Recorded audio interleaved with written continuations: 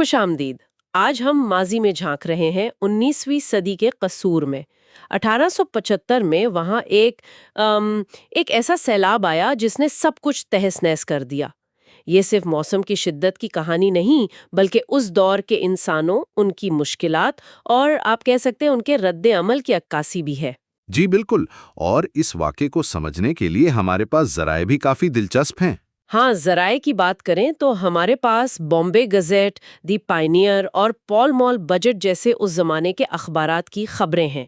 फिर 1875 के सरकारी रिकॉर्ड के कुछ हिस्से हैं और शायद सबसे दिलचस्प फ्लोरा एनी स्टील की खुद नविश्त द गार्डन ऑफ फिडेलिटी से ली गई उनकी अपनी आंखों देखी तफसीलात। वो उस वक्त वहीं मौजूद थी। जी, फ्लोरा स्टील की मौजूदगी इस वाक़े को एक बहुत ही ज़ाती ज़ाविया देती है। तो आज हमारा मकसद है कि इन सब मालूमात को जोड़कर इस सैलाब की एक एक वाज़ेह तस्वीर बनाने की कोशिश करें। ये कितना शदीद था, इसके असरात क्या हुए और उस वक्त के लोगों ने, इंतज़ामिया ने इसका सामना कैसे किया। आइए इस तारीखी वाक़े की गहराई में उतरते हैं। सबसे पहले सैलाब से ऐन पहले के हालात देखते हैं। फ्लोरा स्टील क्या लिखती हैं?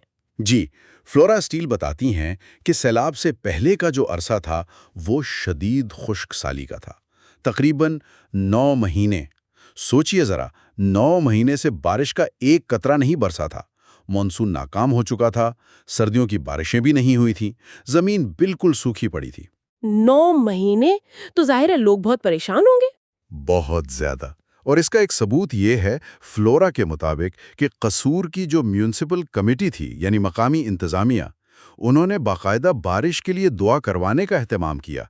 ये भी एक उस वक्त के समाज की अक्कासी है कि उन्होंने 12 हिंदू योगियों और 12 मुसलमान फ़कीरों को मुकर्रर किया और उनका काम था कि 24 घंटे धूप में बैठकर बगैर कुछ खाए पिए सिर्फ बारिश के लिए दुआ करें। अच्छा, बाकायदा एहतमाम किया गया दुआ का। सूरत हाल वाकई संगीन होगी। तो फिर क्या हुआ?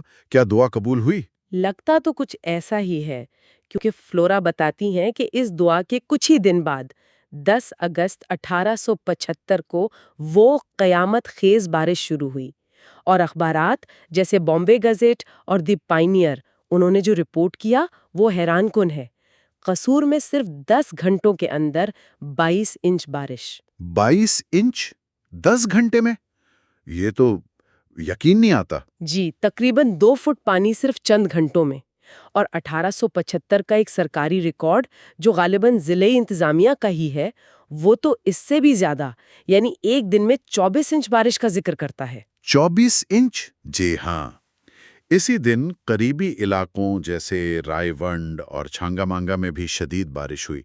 हालांकि वहां की पैमाइश अलग से नहीं मिलती, लेकिन ये आदात शुमार बताते हैं कि ये कोई आम बारिश नहीं थी, ये एक तूफान था। और इसका फौरी असर क्या पड़ा शहर पर? फौरी असर ये हुआ कि कसूर का राब्ता हर तरफ से कट गया। लाहौर और फिरोजपुर जाने वाले रास्ते बंद। अखबारात लिखते हैं कि शहर गोया एक जजीरा बन गया था। लोग घबरा गए, अपने घरों और सामान को बचाने की कोशिशों में लग गए।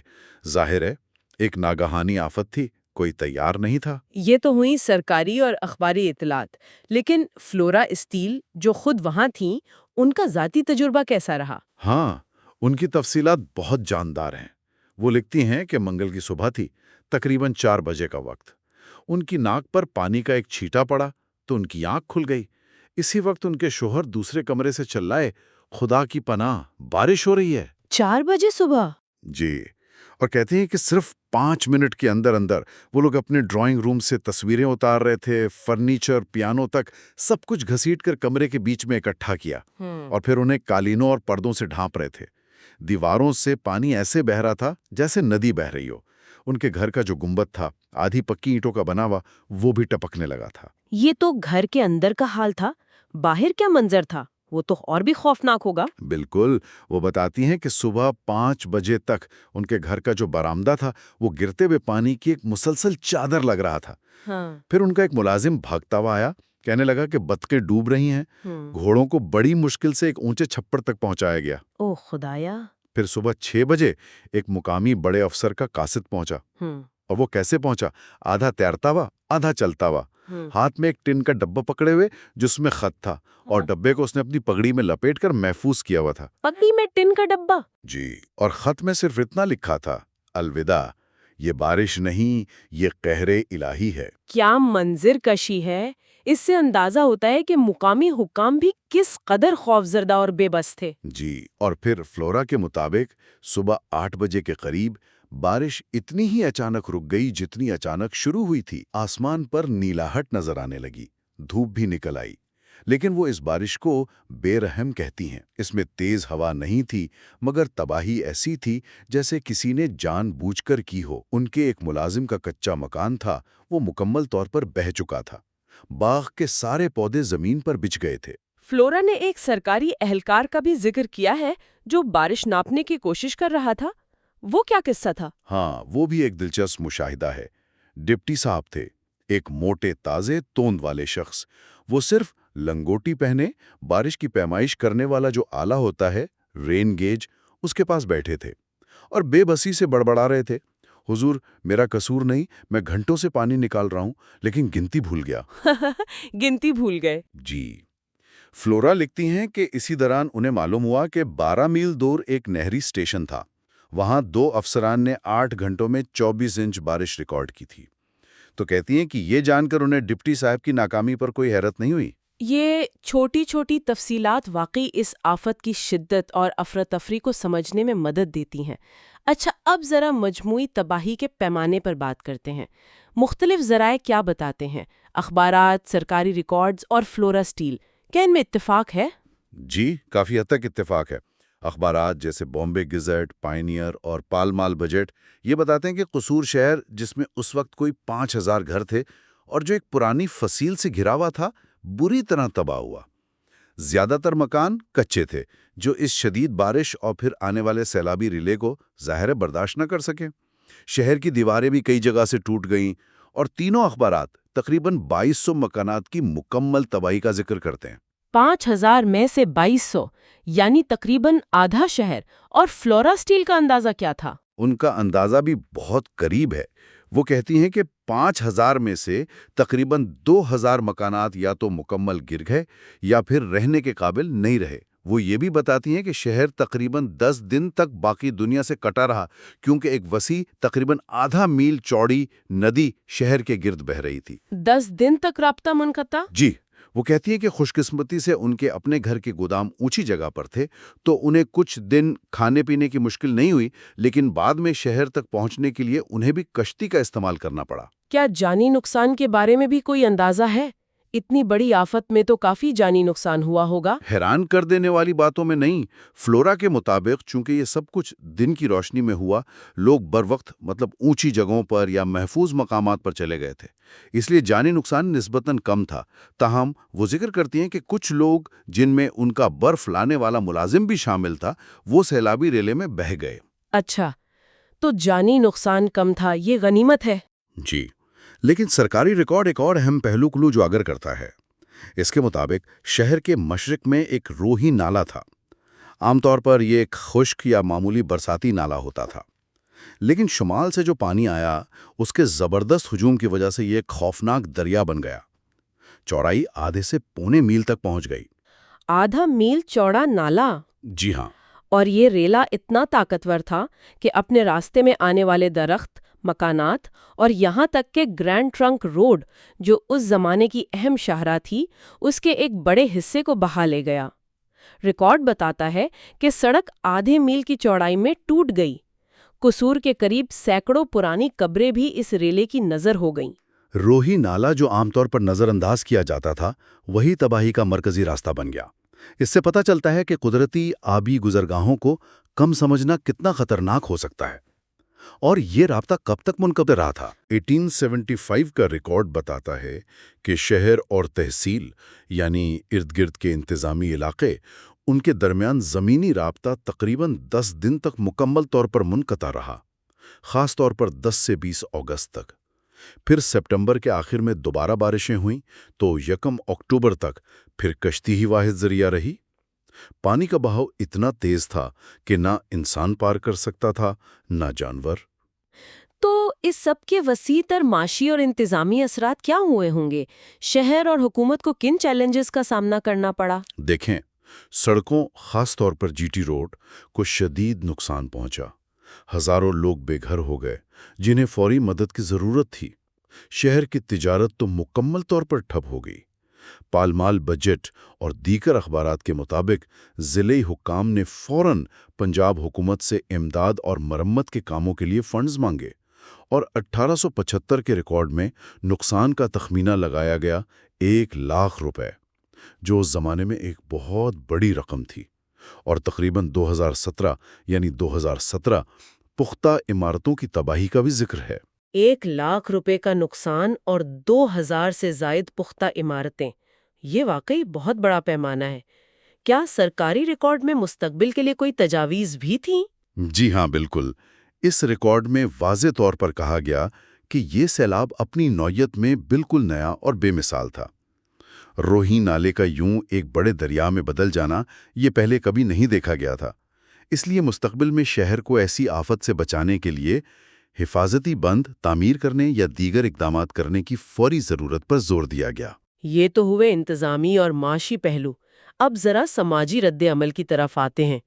فلورا اسٹیل نے ایک بہت ہی عجیب واقعے کا ذکر کیا ہے جب میونسپل کمیٹی کے لوگ ان سے ملنے آئے۔ وہ کیا تھا؟ جی، یہ واقعی ایک آپ کہہ سکتے ہیں حیران کن واقعہ ہے۔ سیلاب کے تقریباً ایک ہفتے بعد جب میونسپل کمیٹی کے اراکین یعنی شہر کے جو منتخب نمائندے تھے وہ فلورا سے ملے تو وہ روتے ہوئے آئے اور تقریباً انہی کو قصوروار ٹھہرانے لگے۔ فلورا کو؟ کیوں؟ ان کا کہنا تھا، اوہ میم صاحبہ، آپ نے ہمیں پہلے کیوں نہیں بتایا کہ آپ کو سب معلوم تھا؟ فلورا یہ سن کر بالکل دنگ رہ گئیں۔ انہیں کیوں قصوروار ٹھہرایا جا رہا تھا؟ مطلب کیا تھا ان کا؟ فلورا کو بعد میں پتا چلا کہ شہر میں یہ افواہیں پھیل گئی تھی کہ انہوں نے یعنی فلورا نے 6 ہفتے پہلے خواب میں یہ سیلاب دیکھ لیا تھا، اور اگر وہ چاہتی تو شہر کے 15,000 لوگوں کو پہلے سے خبردار کر سکتی تھی، انہیں کسی اونچی جگہ پر منتقل کر سکتی تھی۔ کمال ہے۔ یعنی لوگ یہ سمجھتے تھے کہ ایک انگریز افسر کی بیوی میں مستقبل بینی کی صلاحیت ہے۔ اس سے اس زمانے کے سماجی رویوں اور حکام پر بھروسے کے بارے میں کیا پتہ چلتا ہے؟ یہی نقطہ فلورا نے بھی اٹھایا ہے۔ یہ واقعہ اس گہرے، تقریباً اندھے اعتماد کی نشاندہی کرتا ہے جو اس وقت عام لوگ، خاص طور پر مقامی آبادی، برطانوی حکام یا ان سے وابستہ افراد پر رکھتے تھے۔ فلورا خود کہتی ہیں کہ یہ اس کامل یقین کی مثال تھی کہ حکام کا فرض ہے کہ وہ ہر آفت سے لوگوں کو بچائیں، چاہے وہ قدرتی ہی کیوں نہ ہو۔ یعنی ایک طرح کا غیر حقیقی بھروسہ۔ جی، اور وہ اس کا موازنہ بعد کے زمانے سے کرتی ہیں، جب ان کے بقول سب کچھ بدل گیا تھا۔ جب ہندوستان میں قوم پرستی کی لہر اٹھی، بائیکاٹ، مظاہرے اور یہاں تک کہ بم دھماکے شروع ہو گئے، وہ کہتی ہیں کہ وہ پہلے والا یقین ختم ہو گیا تھا۔ یہ تبدیلی بہت اہم ہے۔ یہ واقعی ایک اہم مشاہدہ ہے۔ وقت کے ساتھ عوام اور حکام کے درمیان تعلقات کی نوعیت کیسے بدلتی ہے۔ اچھا، فلورا اسٹیل نے اپنی کتاب میں صرف سیلاب کا ہی ذکر نہیں کیا، بلکہ وہ اس علاقے کے دیگر سماجی اور معاشی مسائل پر بھی روشنی ڈالتی ہیں، خاص طور پر زمین اور کسانوں کے حوالے سے۔ جی بالکل۔ دیکھیں، سیلاب جیسی آفات کا سب سے زیادہ اثر غریب کسانوں پر ہی پڑتا ہے۔ وہ مزید غیر محفوظ ہو جاتے ہیں۔ فلورا ایک واقعہ بیان کرتی ہیں جب تقریباً 20 لمبے تڑنگے داڑھیوں والے زمیندار کوئی 80 میل کا سفر طے کر کے ان کے پاس آئے۔ انہوں نے درخواست کی کہ فلورا چناب نہر کے کنارے جو نئی زمین آباد ہو رہی تھی اس میں سے 30,000 ایکڑ خریدنے میں ان کی مدد کریں، اور اس کے بدلے وہ 5,000 ایکڑ زمین فلورا کے شوہر کو شکار کھیلنے کے لیے دیں گے، اور اپنے تمام مقدمات عدالت لے جانے کی بجائے فلورا کے شوہر سے ہی فیصلے کروائیں گے۔ یہ تو ایک طرح سے متوازی نظام انصاف اور زمین کی پیشکش تھی۔ فلورا نے کیا کیا؟ فلورا نے اسے ایک عمدہ یوٹوپیا یا خیالی جنت تو سمجھا، لیکن انہوں نے یہ پیشکش ٹھکرا دی۔ وہ اس وقت کے قوانین پر بھی تنقید کرتی ہیں۔ وہ کہتی ہیں کہ قانون ایسے تھے جن کی وجہ سے کسانوں کی زمینیں بہت آسانی سے سود خور مہاجنوں یعنی ساہوکاروں کے قبضے میں چلی جاتی تھیں۔ کسان بیچارہ قرض کے لیے زمین گروی رکھتا، مہاجن تھوڑی سی رقم کے بدلے اسے ضبط کر لیتا، اور کسان اپنی ہی زمین پر ایک طرح سے غلام بن کر رہ جاتا تھا۔ یہ تو بہت بڑا مسئلہ تھا۔ جی، فلورا نے اپنے اداریوں میں لکھا بھی کہ حکومت کو چاہیے کہ جب زمین فروخت ہو تو وہ نئے کرایہ دار کے انتخاب کا حق استعمال کرے تاکہ سود خور مہاجن کسان پر دباؤ نہ ڈال سکیں اور زمینیں نہ ہتھیا لیں۔ تو فلورا اسٹیل کی یادداشتیں صرف سیلاب کی کہانی نہیں ہے، بلکہ اس دور کے پنجاب کے سماجی، معاشی اور انتظامی منظرنامے کی ایک وسیع تصویر پیش کرتی ہیں، جس میں نوآبادیاتی نظام کے اثرات، مقامی لوگوں کے عقائد اور کسانوں کے مسائل سب شامل ہیں۔ بالکل، یہ سیلاب محض ایک قدرتی واقعہ نہیں تھا، یہ اس مخصوص تاریخی لمحے میں ایک سٹریس ٹیسٹ کی طرح تھا، جس نے اس وقت کے نظام کی کمزوریوں اور لوگوں کے رویوں کو بے نقاب کیا۔ سرکاری ریکارڈ ہمیں انتظامی رد عمل اور نقصانات کا اندازہ دیتے ہیں، اخبارات ہمیں بتاتے ہیں کہ عوامی سطح پر معلومات کیسے پھیلیں، اور فلورا اسٹیل کی ذاتی کہانی اس سب میں انسانی جذبات، خوف اور مشاہدات کا رنگ بھر دیتی ہے۔ آج کی اس گفتگو نے 1875 کے قصور سیلاب کو کئی زاویوں سے ہمارے سامنے رکھا ہے۔ ہم نے دیکھا کہ کس طرح ایک شدید بارش نے ایک شہر کو تباہ کیا، رابطے منقطع کیے، معیشت کو نقصان پہنچایا اور انتظامیہ کو چیلنج کیا۔ ساتھ ہی ہم نے فلورا اسٹیل کے ذریعے اس دور کے لوگوں کے عقائد اور حکام پر ان کے غیر معمولی انحصار کو بھی سمجھنے کی کوشش کی۔ جی، اور یہ واقعہ تاریخ سے سبق سیکھنے کی اہمیت کو بھی اجاگر کرتا ہے، چاہے وہ شہروں کی منصوبہ بندی ہو، قدرتی آفات سے نمٹنے کی تیاری ہو، یا پھر معاشرے میں موجود سماجی اور معاشی کمزوریوں کو سمجھنا ہو۔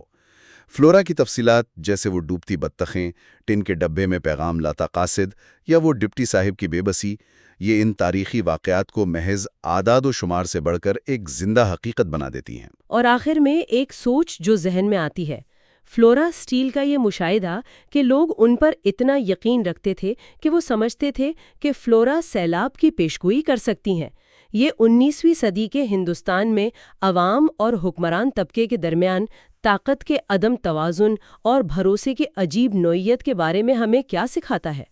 کیا اس قسم کا غیر متزلزل، تقریباً مافوق الفطرت قسم کا بھروسہ آج کی دنیا میں کسی شکل میں باقی ہے، یا یہ مکمل طور پر قصہ پارینہ بن چکا ہے؟ اس پر غور کرنا یقیناً دلچسپ ہوگا۔